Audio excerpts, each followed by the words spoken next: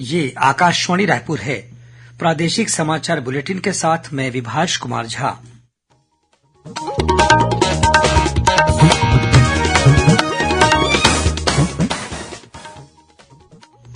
और अब पेश है आज के मुख्य समाचार। राष्ट्रपति द्रौपदी मुर्मू 13वें राष्ट्रीय मतदाता दिवस के अवसर पर कल नई दिल्ली में राष्ट्रीय पुरस्कार प्रदान करेंगी। आज राष्ट्रीय बालिका दिवस है।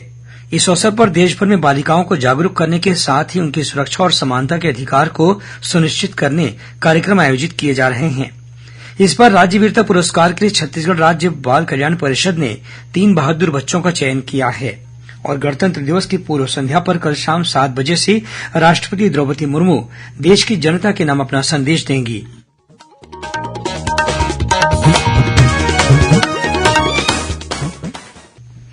अब समाचार विस्तार से। राष्ट्रपति द्रौपदी मुर्मू 13वें राष्ट्रीय मतदाता दिवस के अवसर पर कल नई दिल्ली में राष्ट्रीय पुरस्कार प्रदान करेंगी। इस वर्ष का विषय है मतदान जैसा कुछ नहीं, मैं अवश्य मतदान करूंगा। ये उन मतदाताओं को समर्पित है जो मतदान प्रक्रिया में शामिल होकर अपने मताधिकार का इस्तेमाल करते हैं।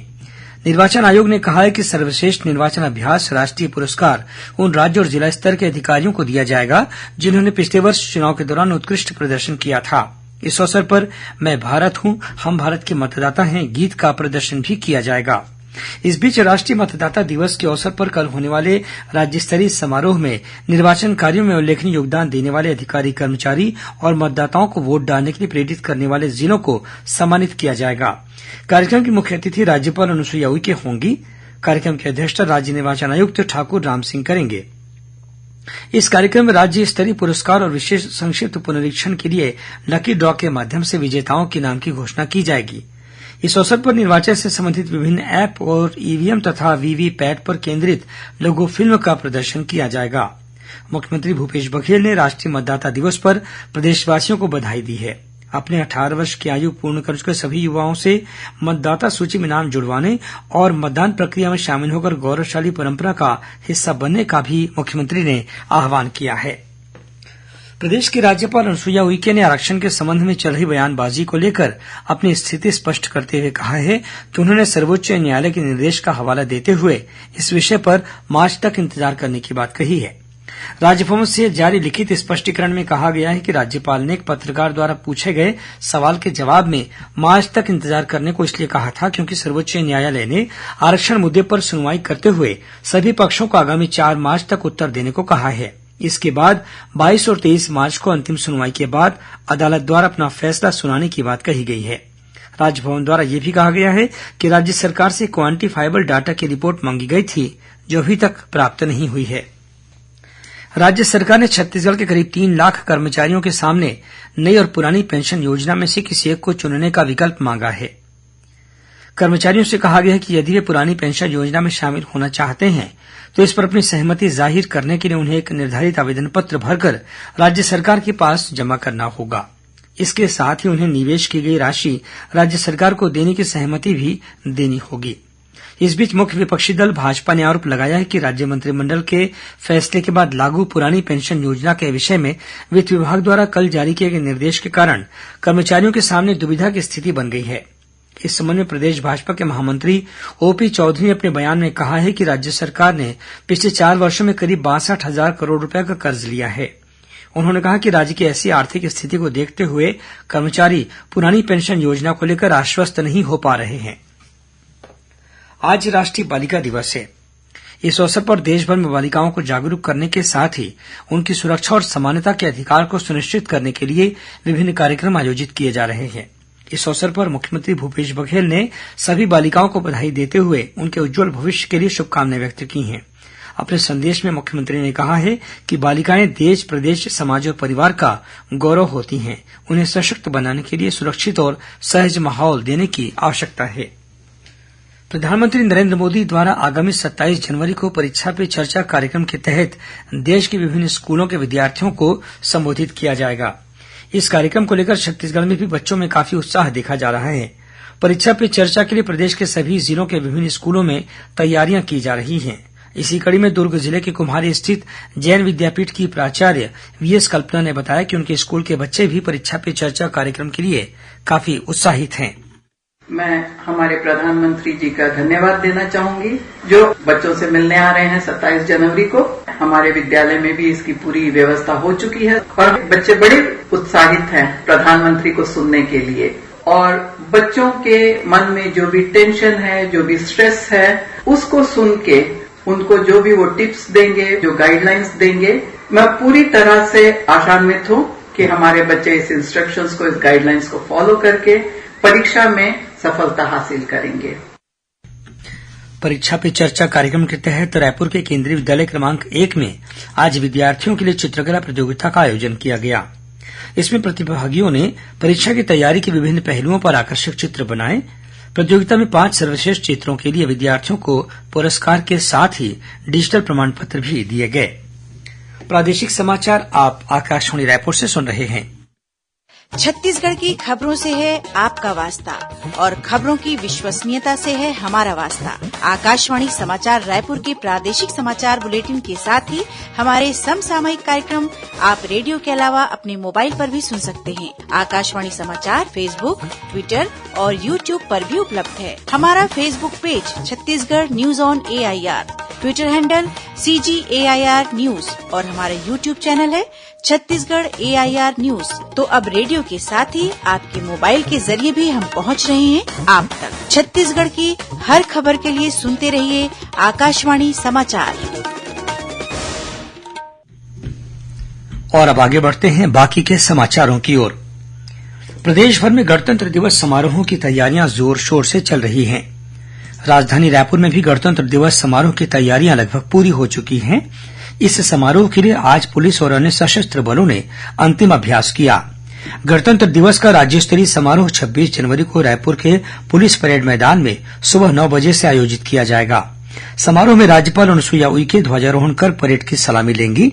इस बार के समारोह में केंद्र और राज्य के विभिन्न अर्धसैनिक बलों के साथ ही झारखंड की सशस्त्र बल प्लाटून भी परेड में शामिल होगी। इस बार के गणतंत्र दिवस समारोह में राज्यपाल के हाथों 50 से अधिक पुलिस अधिकारियों और जवानों को विभिन्न पदकों और पुरस्कारों से सम्मानित किया जाएगा। वहीं राज्य के माओवाद प्रभावित जिलों में अदम्य साहस और वीरता का परिचय देने वाले अधिकारियों तथा कर्मचारियों को राष्ट्रपति के पुलिस वीरता पदक से अलंकृत किया जाएगा। इसके साथ ही उत्कृष्ट सेवा के लिए राष्ट्रपति का विशिष्ट सेवा पदक और आपदा राहत कार्य में विशेष कार्य करने वाले सैनिकों को नागरिक सुरक्षा पदक से विभूषित किया जाएगा। वहीं पुलिस प्रशिक्षण कार्य में उल्लेखनीय कार्य करने वाले प्रशिक्षकों को केंद्रीय गृह मंत्रालय के पदक से सम्मानित किया जाएगा। प्रदेश में पहली बार किसी सहायक जिला लोक अभियोजन अधिकारी को इस पदक से अलंकृत किया जाएगा। इस बार यह सम्मान चंदखुरी स्थित राज्य पुलिस अकादमी में पदस्थ ADPO सोहनलाल साहू को दिया जाएगा। इसी तरह बहादुरी का कार्य करने के लिए 2 बच्चों को 15,000 रुपए नकद और प्रशस्ति पत्र के साथ ही वीरता पदक प्रदान किया जाएगा। समारोह में स्कूली छात्र छात्राओं द्वारा रंगारंग सांस्कृतिक कार्यक्रम भी प्रस्तुत किए जाएंगे। गणतंत्र दिवस की पूर्व संध्या पर कल राष्ट्रपति द्रौपदी मुर्मू देश की जनता के नाम अपना संदेश देंगी। इसका सीधा प्रसारण कल शाम 7 बजे से आकाशवाणी के नई दिल्ली केंद्र से किया जाएगा।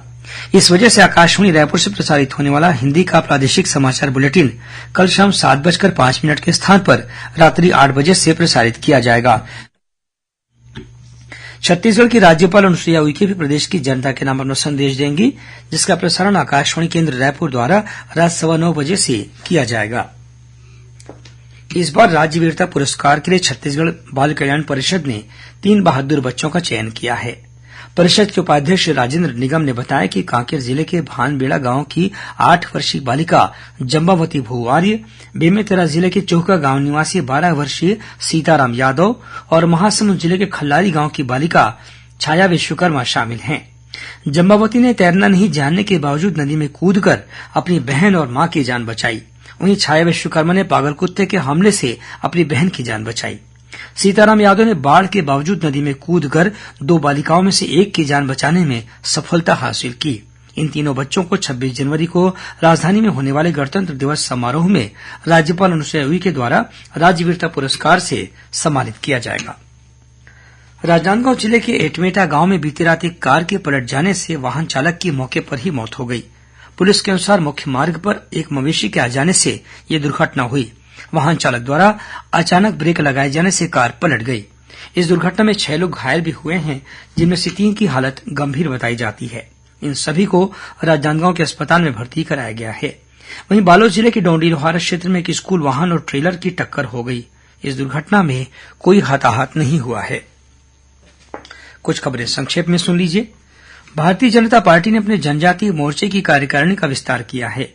मोर्चे के प्रदेश अध्यक्ष विकास मरकाम ने विभिन्न जिलों में अध्यक्षों के अलावा अन्य पदाधिकारियों की सूची जारी की है। प्रदेश के सेवानिवृत्त आईएएस अधिकारी अशोक अग्रवाल को भारतीय रेडक्रॉस सोसायटी की छत्तीसगढ़ शाखा का अध्यक्ष बनाया गया है।